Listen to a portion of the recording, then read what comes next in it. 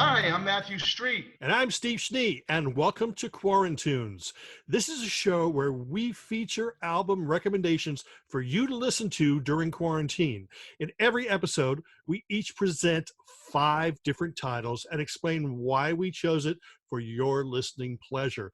Every album is meant to offer some kind of comfort during these difficult days. In fact, we hope that they become personal favorites and you enjoy them long after this pandemic is over. We both encourage you to buy physical product, support the artist, support the labels, and support your favorite e-tailers and retailers when you can. Are you ready, Matt? I'm ready, Steve. Because here we go. Okay, let's start this episode of QUARANTUNES, and I'm going to give you the first shot and introduce your title and tell us why you're choosing it. Okay, well, I'll go with an old staple, an old friend of mine who goes way back. And that's this right here. See if I can do this right. Here we go. I was It's called actually going to choose that. Oh, really? That's cool. Yeah. And I know we think alike on many things. Yeah. This is my Buddy Holly Memorial Collection set. It came out on the 50th anniversary of his passing with Richie and the Big Bopper back in 2009. This came out. And it's a 3 CD set. It has all the hits on it. But better than that, at the end of the third disc, you're getting all the apartment tapes undubbed, which is basically Buddy and his acoustic guitar doing all unreleased songs and, just great stuff like Learning the Game and whatnot. It's fabulous. And Buddy has always been one of my favorites. And it's certainly something that I always go to. And in certain times like this, it's brings me a lot of joy. It makes me smile, and I listen to Buddy all the time, whether it's quarantine or not. He's always going to be on my playlist. So I have many Buddy CDs and albums, but I chose this one because it's the best bang for the buck. Now I'm going to show you my pick. I did a video, I believe, actually devoted to this album, and it's Miss Abrams and the Strawberry Point 4th grade class. This the reason I chose this is you think to yourself it's a children's album, but it's not a children's album, but it does possess that wonderful pure innocence of a children's album, but it's more soft pop. It comes from the hippie era, and it's an absolutely charming album filled with warmth. It's very comforting. And it's an album that people of all ages, if you're into 70s soft pop or some of the hippie folk music, you'll enjoy it. And obviously, the children will enjoy it because, they aren't children's songs, but the children, the 4th grade class actually provide the backing vocals, and sometimes they sing a majority of the song. But it is just absolutely wonderful. Like I said, charming. It's a very comforting album, and I highly recommend this. It's very difficult to find on CD, but pretty easy to find on vinyl. No, I remember when you talked about it, and you're right. It's very difficult to find. I think it's very expensive in some areas also. But it is on Spotify. And let me say right off the bat, I believe in physical media, numero uno, number one. But occasionally it's nice to have Spotify to sample things, to get a flavor, a taste of it. And you're right. When I first heard some of the tracks from that album, it reminded me of like that, early 70s sunshine pop, like the Poppy Family, that kind of stuff. Or Harry Jack, kind of in that family. You're right. Very pleasing and very soothing material. Okay, my second choice. I was inspired recently by, you might have heard this, Steve, when the Wonders reunited to do an online, kind of like a backing track to the movie That Thing You Do. They were all kind of similar to what we're doing right now, and it was kind of great to see that. And it reminded me of how much I love this album and how much this album makes me smile, makes me feel joy. It's just, the movie itself just is fantastic. It takes you back to those days of the 60s of whether it's, the British invasion bands or the American rock and roll bands. And the music is fabulous on here. And, rest in peace, Adam Schlesinger, who wrote the lead track. And Tom Hanks even wrote some of the tracks on this. It's pretty amazing. But this is an album in times like these. I would recommend to everybody out there. The movie's fabulous, will put a smile on your face. This album will put a smile on your face. I believe you like this one too, if I'm not mistaken. You've mentioned Yes. it. The soundtrack to that thing you do, it's always in my rotation, and I certainly recommend it now. Here's my second Yeah, I choice. can't wait to see it. Squeeze East Side Story. Ooh, One of the yeah, I love. finest, yeah, one of the finest pop albums. This is my favorite Squeeze album. It's, it's got Tempted, which was probably their biggest hit. All right, right, But Piccadilly is great. In Quintessence is great. Woman's World is great. There's maybe one song in here that I'm not particularly fond of called Heaven, which is just okay. The rest right, of it I love. Labeled with Love was kind of their country song, and it actually became a hit in the UK. But this right here, to me, I think it came out, 81 or so. right. And again, it's that innocent thing. It was so full of energy, so full of a love of making music, so full of these wonderful melodies. And, that's what I hope that people get when they listen to it now. I hope that they sort of connect with the joy that I have every time I listen to it, and that's why this is one of the albums, because it does bring joy, and it does sort of, you know, helps you tune out the world. And Squeeze East Side Story, fabulous album. Anyway, disc number 3 for you. All right, number 3. Well, kind of not really in the same vein, but close to it is English Beat, the very best of the English Beat, Mm-hmm. is my third choice.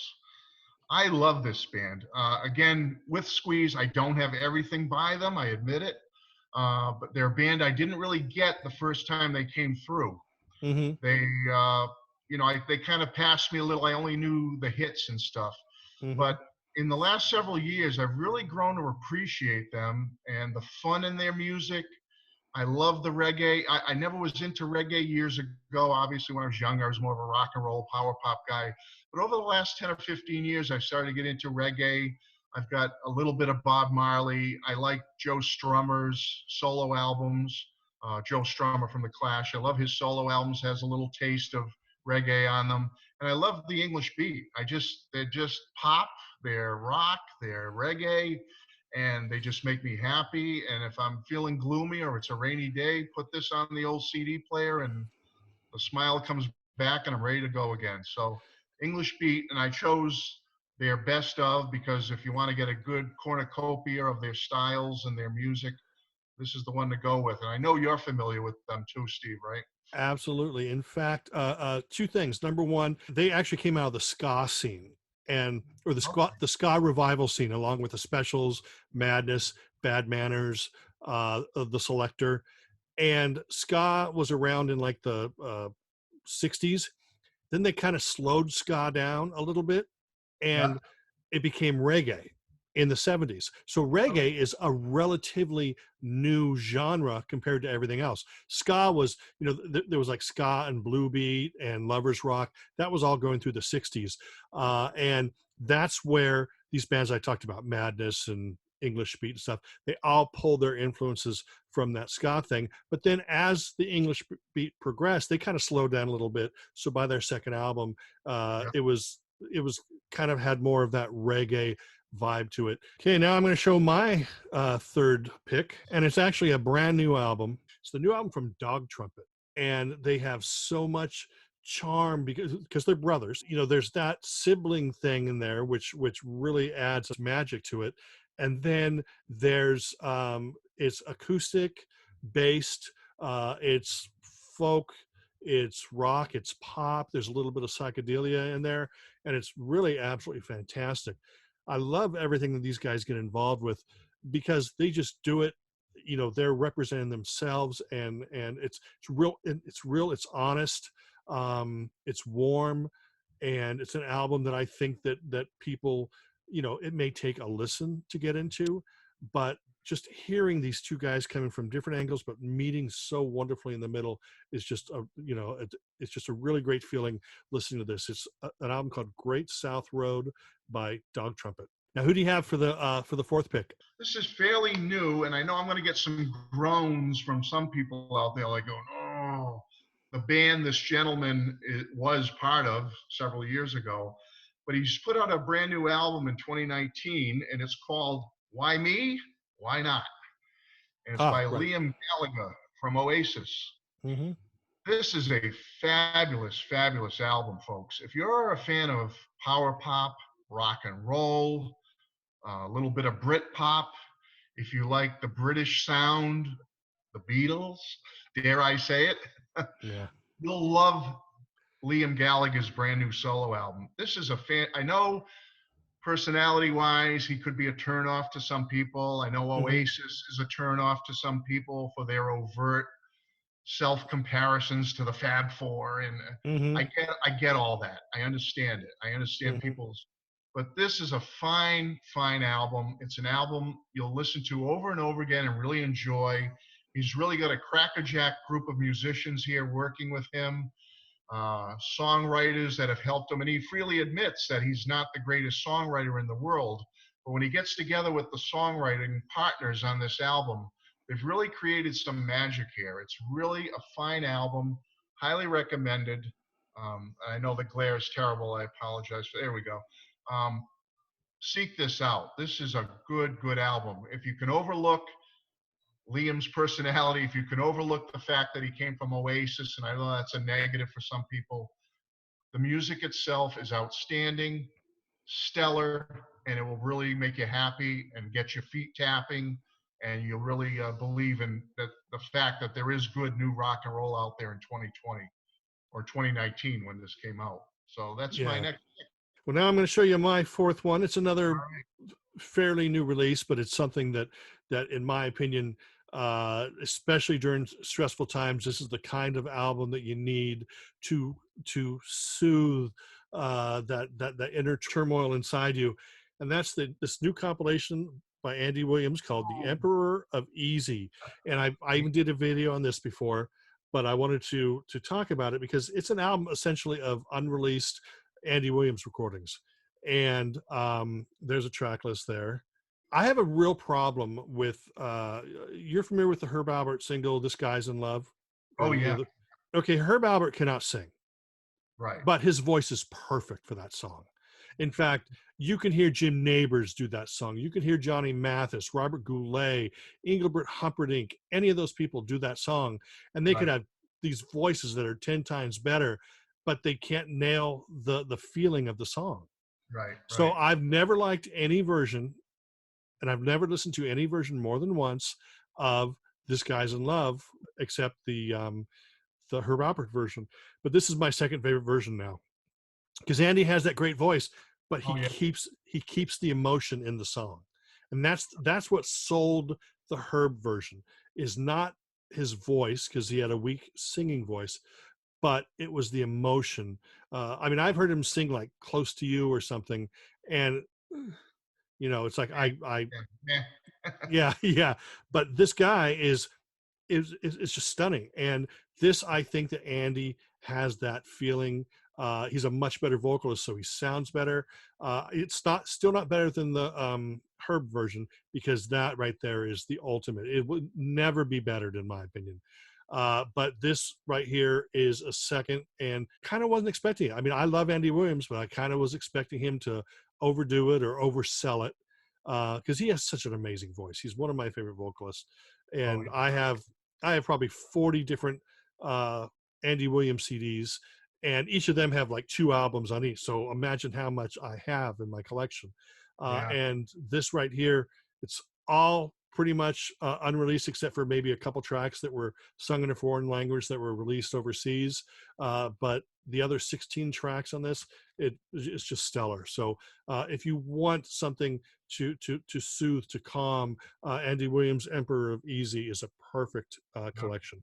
So what's your last choice for Well, this episode? all right. I had it in. It was number 5 in the stack, and it's something you mentioned. Ah, It's there you go. there you That is a go. great collection. That is a great I have collection. several of these. This is my 4 Andy Williams albums on 2 disc sets. I have several Andy CDs, but I picked this one because it has the Born Free album on it. It has Andy's second Christmas album, I believe, the green covered one, Merry Christmas. It has Love Andy and The Shadow of Your Smile. That Born Free album, point out the Born Free album. Yeah, that album there is actually the first Andy Williams album. My mom owned it, so I would take it in my room, put it on the stereo or the record player, whatever we called it back then, and I would listen to that album over and over again. I practically made it my own. I listened Yeah, to it much more than my mom did. And that was like it's 68, no, no, I 69. was just saying it's one of the first Andy albums I heard also. Same as you. Yeah. I mean, it's, the song Born Free was probably one of the first songs I remember in real time from Andy. And just, I've been a fan ever since. My parents certainly were a big influence on my love of Andy Williams. I mean, they Mm-hmm. were big fans. They had several of his albums back in the day. They saw him live. In his Mm-hmm. later years, they finally saw him live. He was in his late 70s, I believe, and they said he was fantastic. The hair might have been a little bit grayer, but the voice was right there. They Yeah. said he was unbelievable in concert as late as 78 or 79 years old. So he's just always going to be an artist that whenever I'm feeling down or I'm feeling in a melancholy mood or I just need that little bit of lift, Mm-hmm. spiritual lift, emotional lift. I always go to Andy and his music. He's just Yeah. never lets me down. So that's my final pick. But now here is my fifth pick, Yeah, yeah.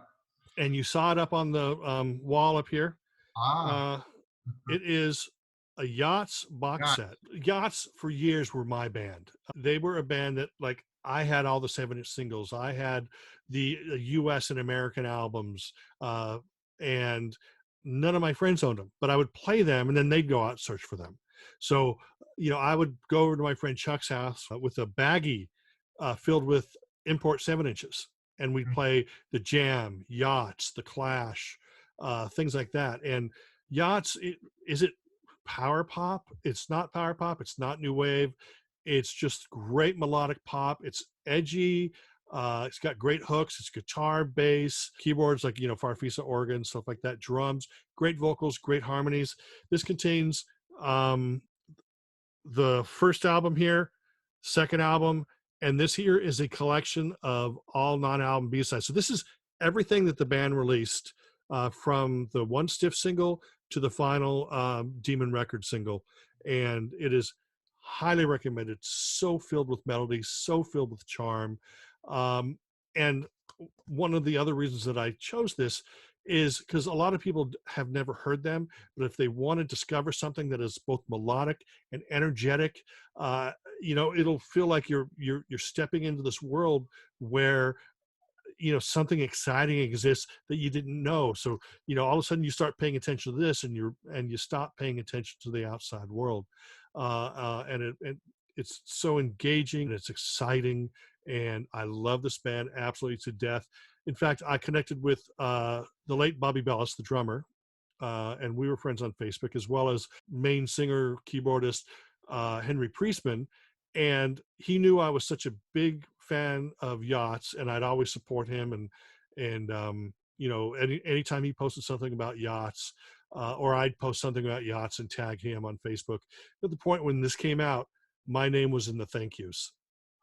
Oh, And cool. talk about like this mind-blowing thing. I mean, to the point where it's like, I don't want to open the booklet and to see if it was a dream or not. Like, did Henry Priestman really do that? So I don't look at the booklet, because I'm thinking like, well, if he told me that in a dream, I mean, I know that I opened it and saw it, but I could have maybe looked at it in a dream.